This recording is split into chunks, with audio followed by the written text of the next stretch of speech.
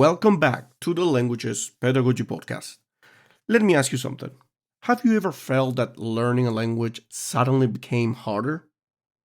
Right before things finally started to click. Today's episode is about that exact moment. In part 1 of this conversation with James Perucca, we dig into cognitive load, what it really is, how it's often misunderstood, and why so many learners are pushed into overload instead of growth. This is not theory for theory's sake. This is about real classrooms, real exams, real anxiety, and what educators are getting wrong. So take a breath, listen closely. This one might change how you understand learning itself. So, as I always say, sit down comfortably, get yourself a coffee, and let's get started.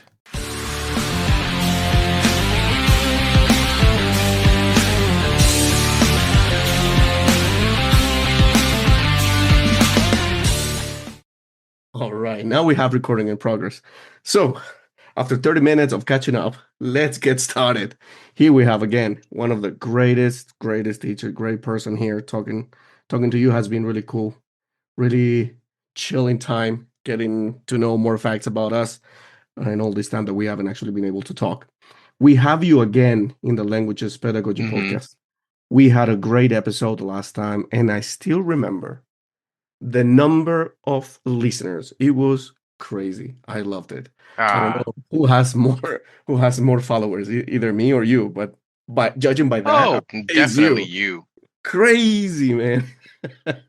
That's amazing. People really I'm excited reacted to be it. here. Thank you so much for having me.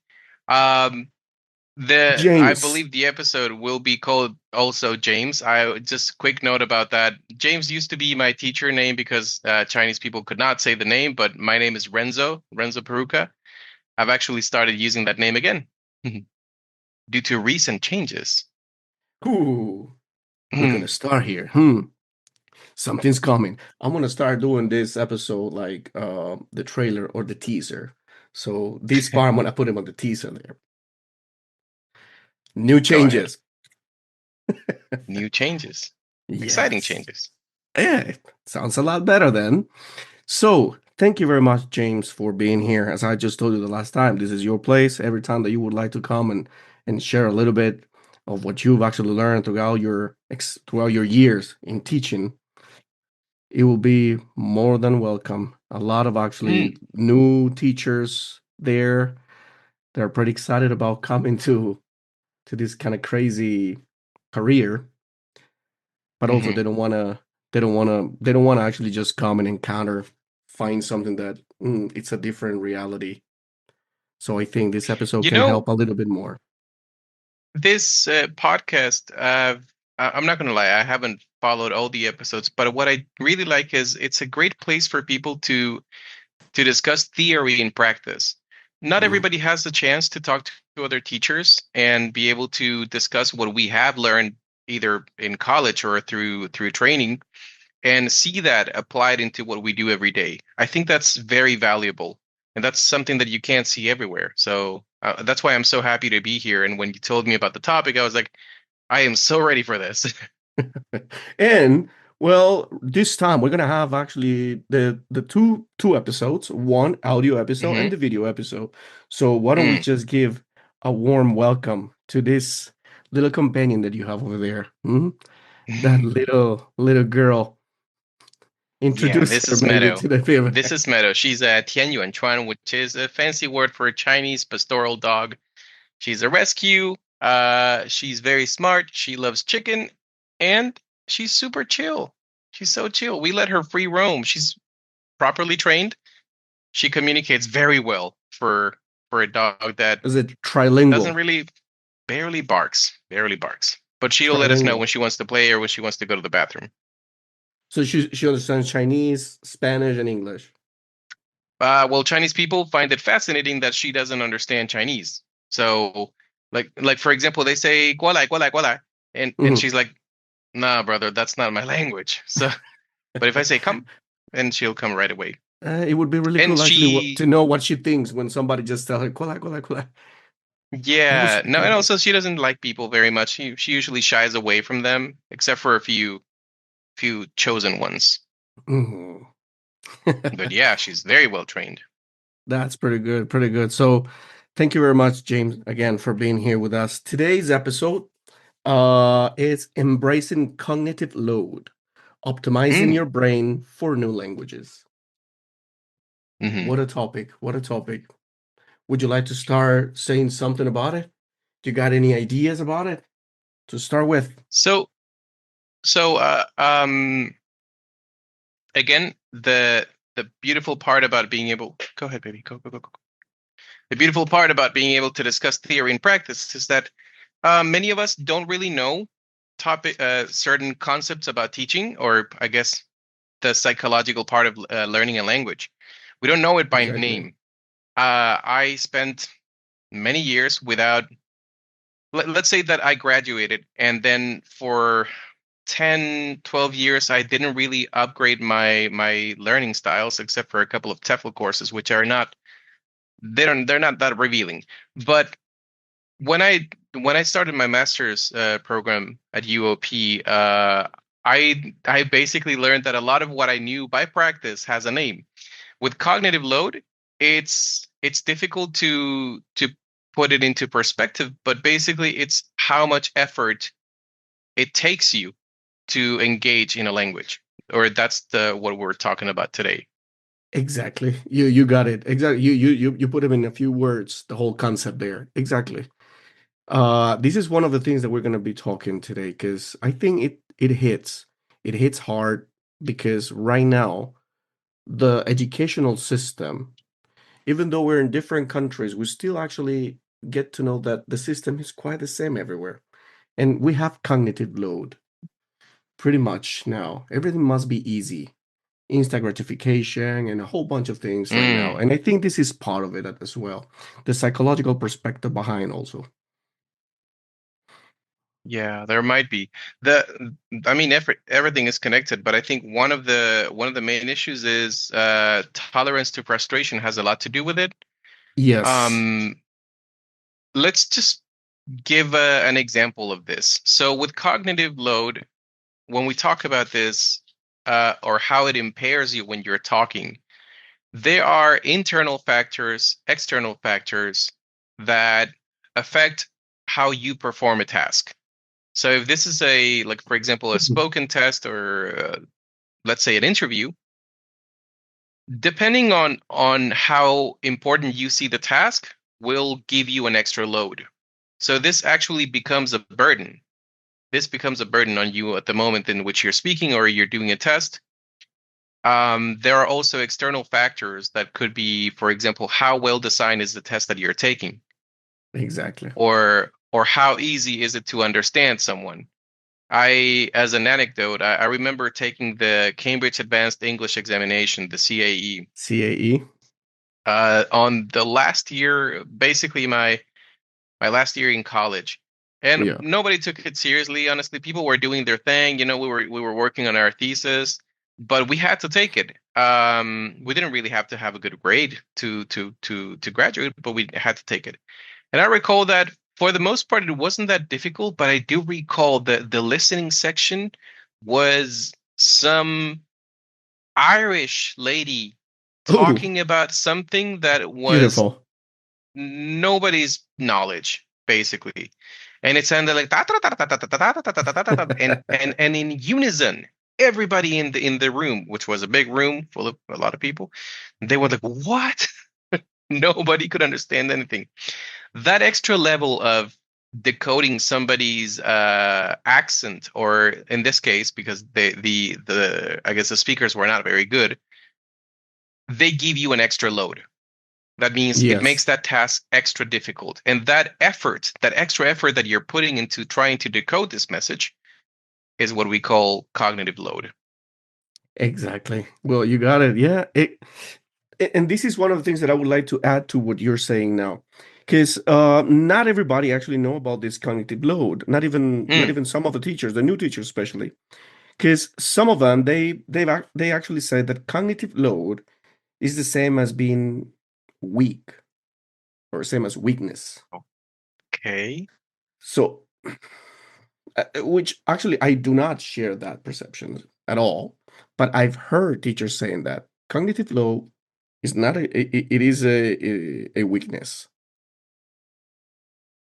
No, I don't think anyone would agree with that statement, but I think it's fair to say that cognitive load is or I guess being able to deal with cognitive load is a skill because it is a type of stress. Like a sub skill. Yeah, well, and when you were talking about instant gratification and how people, well, I mean, there's not really a connection that we have established yet, but I do believe that newer generations or younger generations have less tolerance to stress, Yes, to I frustration. agree. And I've seen this in Chinese kids. I also recall my teaching years when I used to teach at Universidad Católica, and I had my students. They would give up, or in the case of kids, they would cry, or they would get really really frustrated. This has to do with it, but unfortunately, it's one of those psychological things that teachers we can help them, but it's sad to say that it's not really our job. We can tell them, hey, this is just a test. Yes, grades are important, but it's not a life or death True. situation.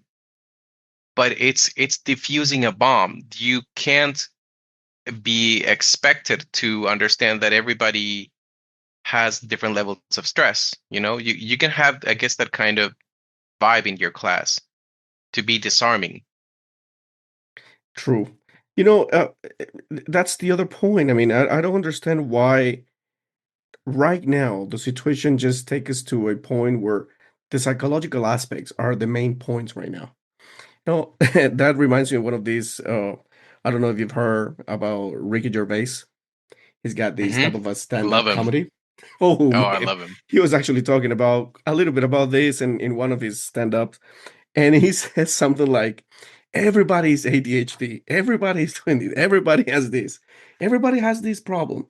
And it's true. I mean, now it seems like everybody has the problem about the cognitive load, that it's because of, oh, I cannot do it. I'm too weak to do it. I cannot do it. I think this is too much stress for me. So, and they start like putting a lot of pressure just because they want to get to a certain score. And in Hmm. the end, it gets to a failure, I would say. What do you think about it? Well, that's the thing is with failure, that's a different topic altogether. They're very related, but they're not exactly the same. Hmm. So, I the going back to Ricky Gervais, the thing about everybody being ADHD, it Yes, has some truth to it. I mean, we have seen videos of how grandmas used to collect spoons, silver spoons, and then everything was collectible. People who collected bottle caps, and it was just a hobby, but it could also be an indication of being compulsive, I guess. exactly. Yes, Leaving that aside, because again, it's very difficult to analyze it case by case. But I would just say that the problem with cognitive load is that it affects another kind of theory that I abide by, which is language ego. The person that you are. Well, I think we did talk about this last time. I probably did because I always bring yes. it up. You make a reference. You made a reference about it. Right. So for those who may not have heard that episode, maybe they're not familiar with it. Language ego is the theory that you basically are another person when you speak another language. And this goes from not only the confidence that you portray when you're speaking, but also even your voice. And it's a funny thing because right now I'm speaking English and I speak English so often that it's my main language. But when I believe I told you before with the recording, I was Yeah. talking to some clients from Mexico yesterday, and I also had to translate during the meetings. And I told them, folks, I have to apologize, but I forget words in Spanish because I barely use it anymore. And True. we had a lot of those instances. So that is also part of language ego. And the person that you want to be when you learn a new language is very connected to your cognitive load, because it's exhausting. It's It is. exhausting trying to be the same person that you are in three different languages. How do you feel about Well, that? exactly. Yeah, that actually takes us to multilingualism. We can actually bring a lot of Mm, topics here. Yeah, multilingualism is part of it. So, in one of the episodes before as well, I was talking to this other teacher. Um, we were talking about how much you change when you learn a new language. hmm Who are you when you speak Spanish? How do you feel? How do you consider yourself when you speak Spanish? And she said that she felt like a Latina, and she was like even dancing like in hmm all the way like a Latina does and all that. But when she started speaking English, she started like being a little bit more serious, straightforward, or something like it. So mm. that's part of it. Now, coming back a little bit to this one, so is mental overload a failure or a necessary stage of learning? And before we continue, I want to give a quick shout out to FrameFlow, the creative studio behind our new podcast cover. They specialize in premium cinematic quality video production, editing, and graphic design, and they're based in Nanning, China. If you're a content creator or personal brand looking to level up your visuals, you can book your first project and contact them directly via WeChat or WhatsApp. Learn more at frameflowcn.com. Neither. It's just there are too many extrinsic factors to mental overload. First of all, failure. This failure is part of learning. So, I mean, let's just get that out of the way. Failure is part of learning, and we need to, as educators, we need to address that and tell our students that it is part of it. You cannot be expected to be good at it immediately, and we also need to let them know that the effort that you put into learning matters, but there are a lot of idiosyncrasies, part of who you are, that affects language learning. If you have a parent that speaks more than one language, they can probably help you decode language learning. That's part of who you are. So even if you put a lot of effort, you could also fail. Once again, leaving aside the idea that it could be failure, mental overload is absolutely real.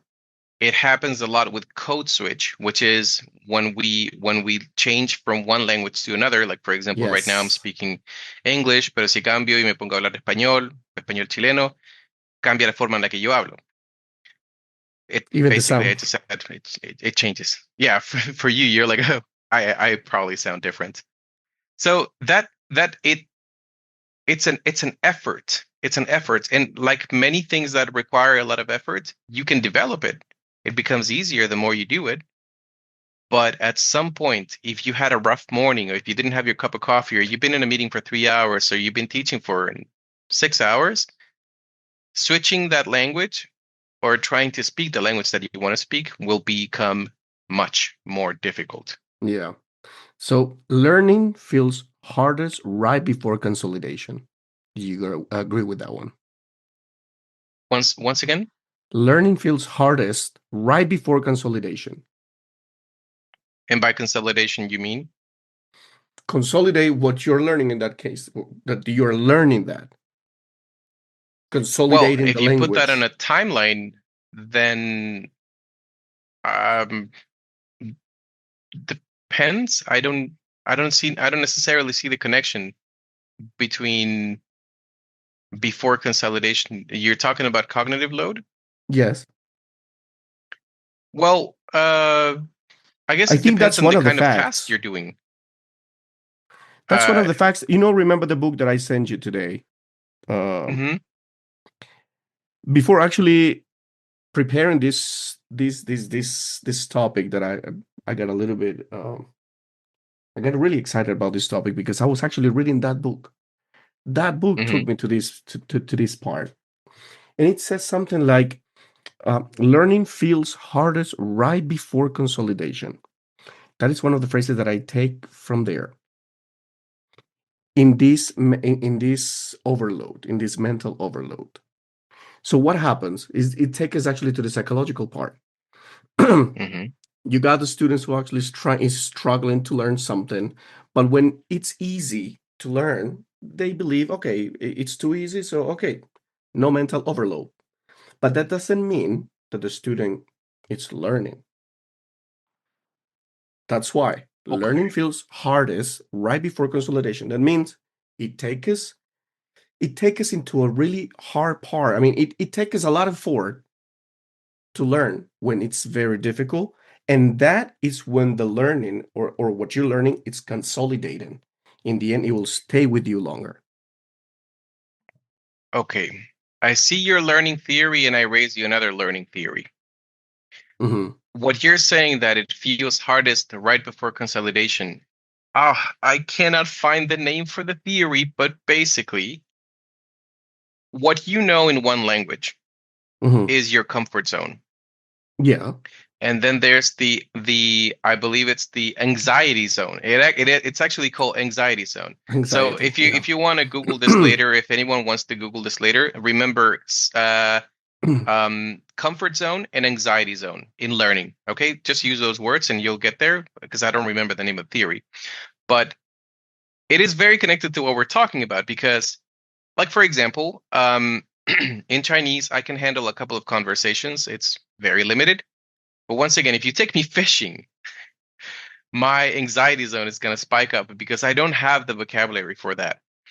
Now, this area in which you're trying something new, or in this case, in the case of learning, let's say that you're performing a task and you're not sure if you know it, this is what we call the anxiety zone.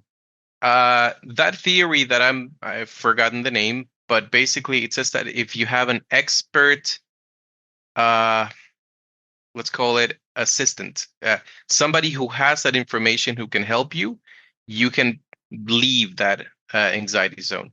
This could be a teacher. This could also be somebody who is Yes. more somebody who is better at the languages, which is why normally in classes we pair someone who is not as good as the average with somebody who's very advanced, because precisely because that person who has more knowledge can help you pull that one who is lagging behind from that anxiety zone.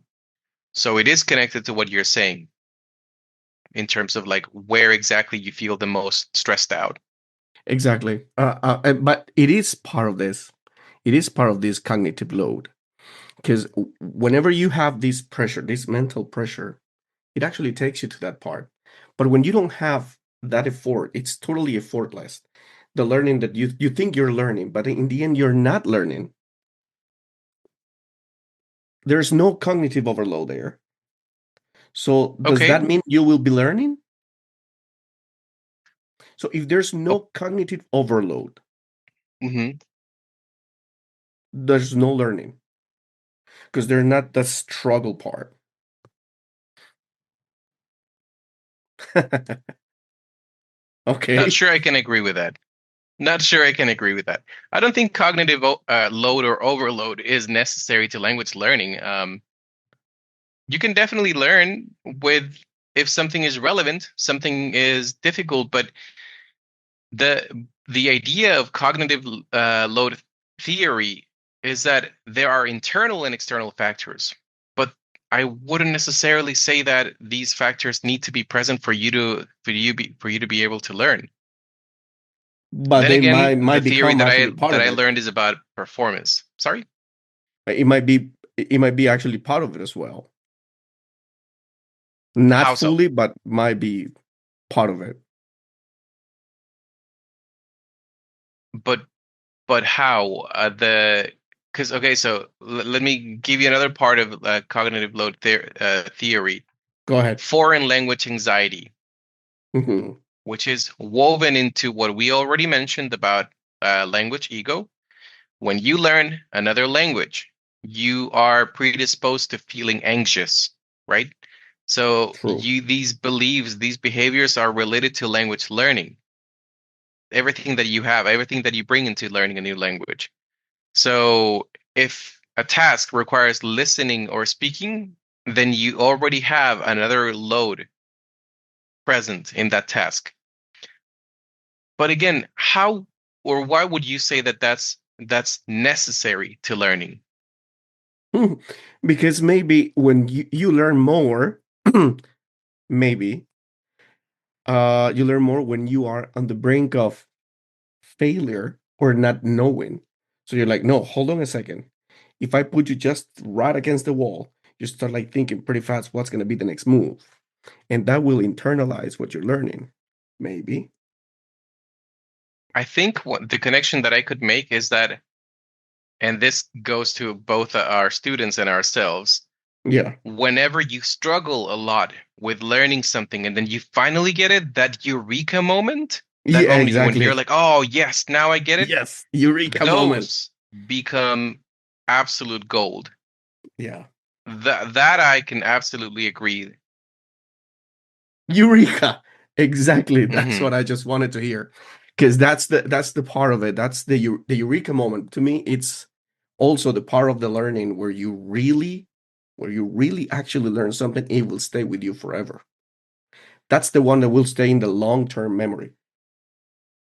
Right. There are other factors like, for example, relevance, True. frequency. Relevance and frequency are honestly the best way to consolidate something into to memory. Mhm. Relevance and frequency, because you can learn a lot of things and you can have a eureka moment, but if that's not something that you're going to be applying in your everyday life, or at least once every 6 months, then most likely that's going to go away, especially the Exactly. more languages that you learn. Now that you were actually checking on this cognitive load, did you actually get to find something related to working memory versus long-term memory? It affects working memory. It's Hmm. it's a it's a it's a it's a disruption of working memory.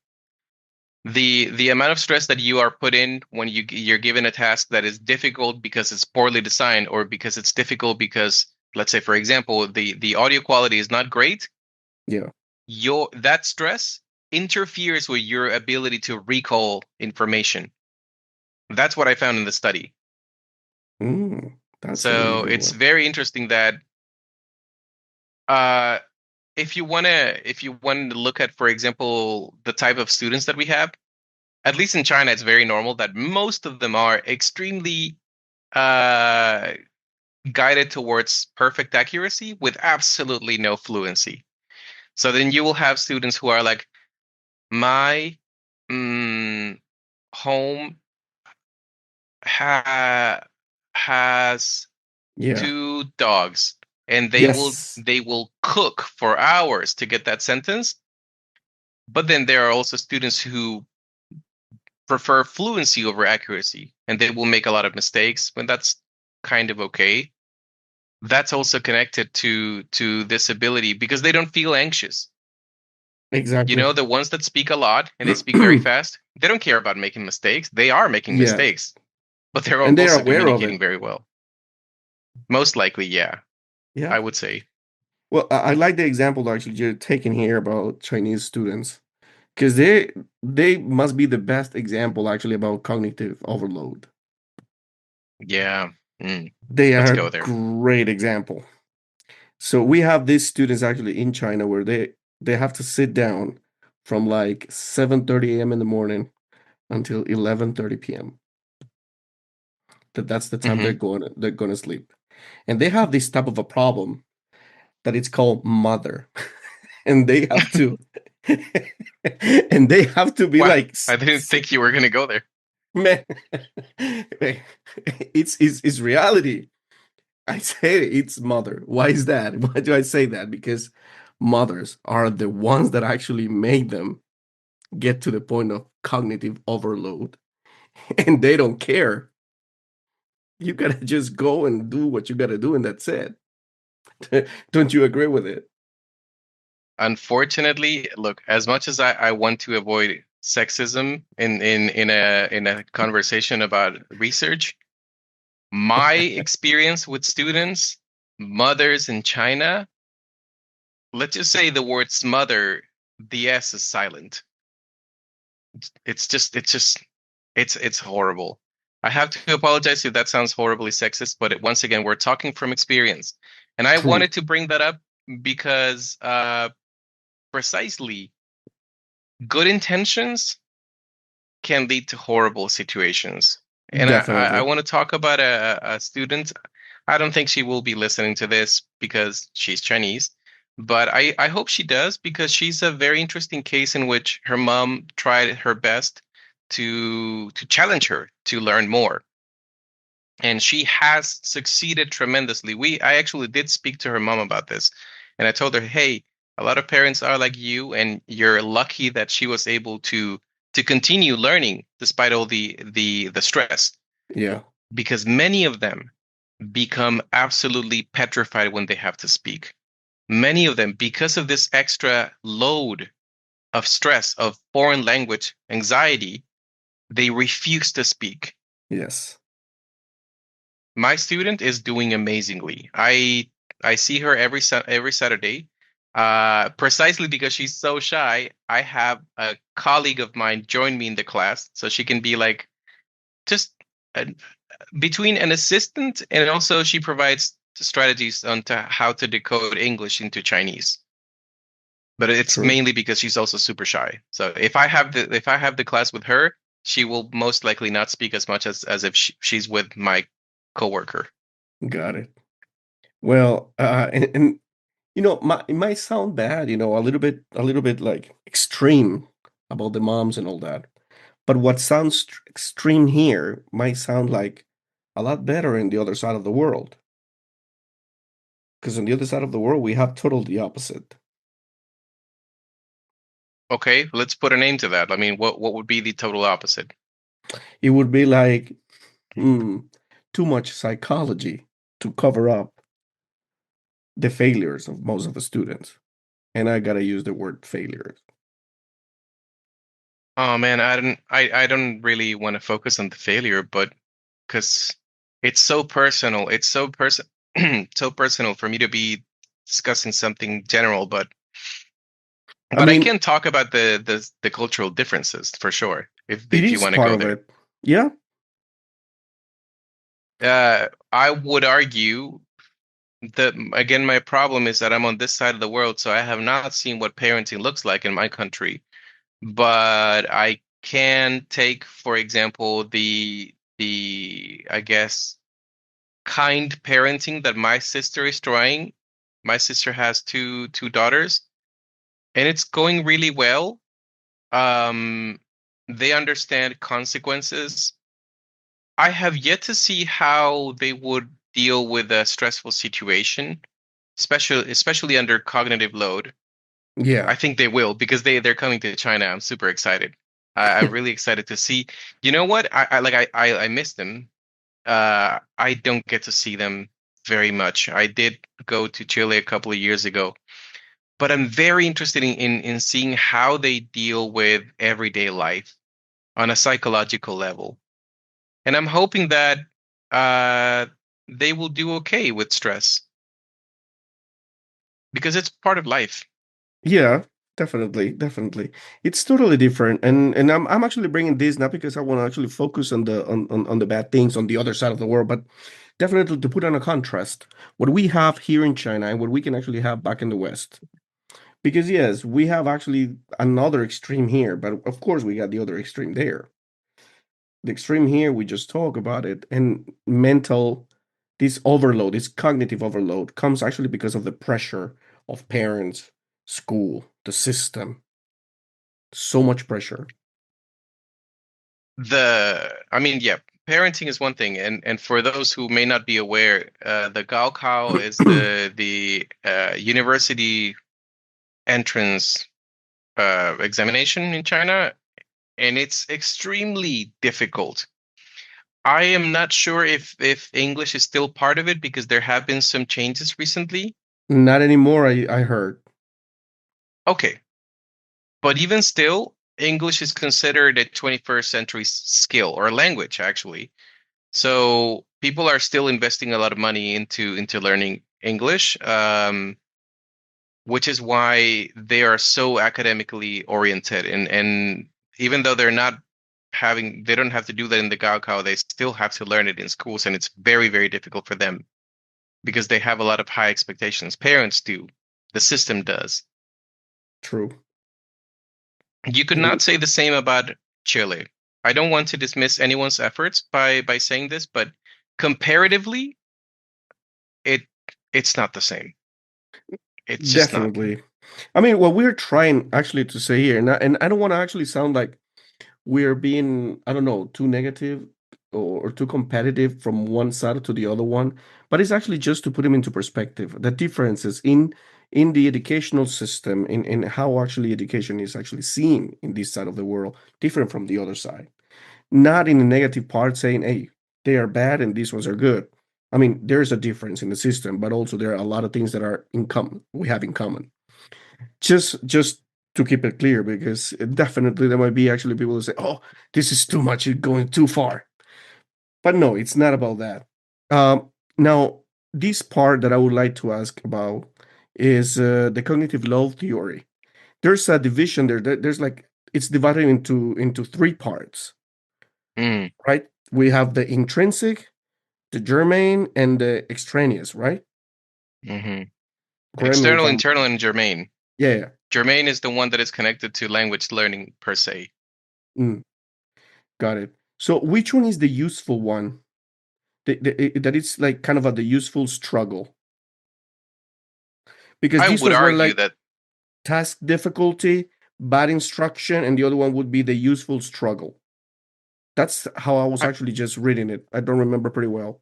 Help me out with this. I did read it like this in terms of the study that I read does not really say whether it's good or not. Actually, I would argue that it's not. That struggle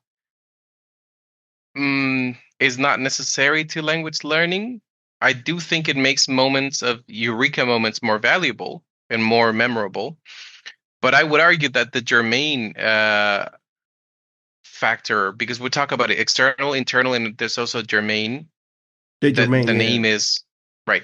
The useful That's the name struggle. is That's the one I think it is. right. I would agree with that. That's the use because that's the one that it's not about whether the task is difficult or whether the sound quality is bad, but it's more like it's a metalinguistic thing. So you're Mhm. struggling to make it make sense, and that's why I would argue that it is productive.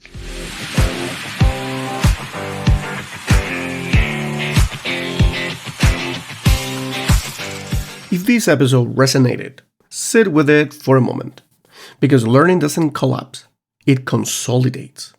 In part 2, we'll go deeper into anxiety, test pressure, cultural expectations, and what ethical teaching actually looks like in high stakes systems. Until next time, keep learning and keep motivated.